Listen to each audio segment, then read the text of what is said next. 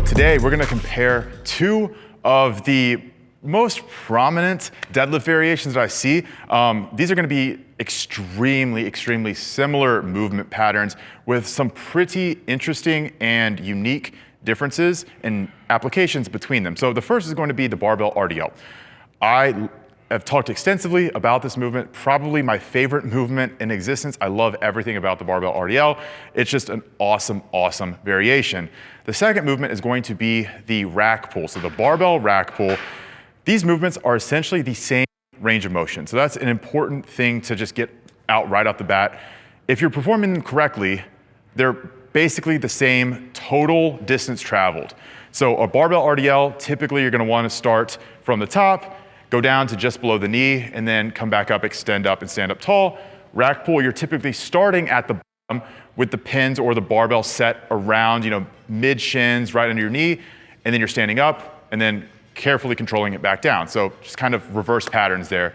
But RDLs are going to be a constant tension. So that's a big distinguisher there. You're not going to rest during the set. So once you pick it up, once you begin the set, once you unrack it, it's go, go, go. Once you're done, you set it back down, then you rest, relax, and your entire body gets to just chill.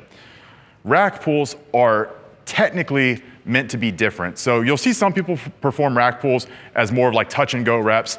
I actually don't think that that's the best way to perform rack pulls. I think they should be performed dead stop with a pause at the bottom where the bar load completely settles and deloads into the pins at the bottom, and then you reset, regain that tension, and lift it back up again. So there are a lot of reasons that make dead stops different from consistent tension. We don't need to delve into all of those reasons right now, but just know that those differences are going to become pretty important whenever you're trying to figure out whether it's better to go barbell RDL or rack pull in your program. So outside of that, barbell RDL is probably gonna be a little bit better for like mid rep ranges. So talking maybe like 6 to 12, maybe even up to 15. Rack pulls, lower reps. So you don't wanna be doing sets of 10, 12, 15 with rack pulls where you're dead stopping, letting the load settle, resetting, and then picking it up again. That's gonna be an exhausting, super long set. You don't need to deal with that.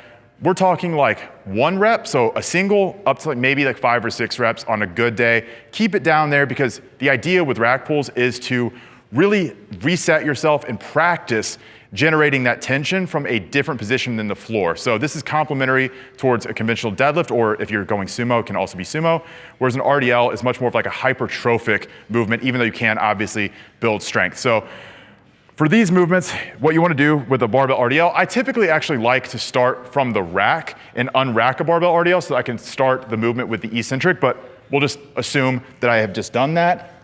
So let's just say I unracked it and I'm standing up tall here, my feet about shoulder width, everything is nice and braced. Hip hinge, bar right below the knees, and I should be feeling a lot of tension in my glutes. And then extending back up, making sure that I'm extending my hips into the bar at the top, and I'm keeping the bar tight to my thighs throughout. So here. And you'll also note I'm not trying to get a stretch through my hamstrings. I'm not aiming to lengthen my hamstrings or get a full range of motion.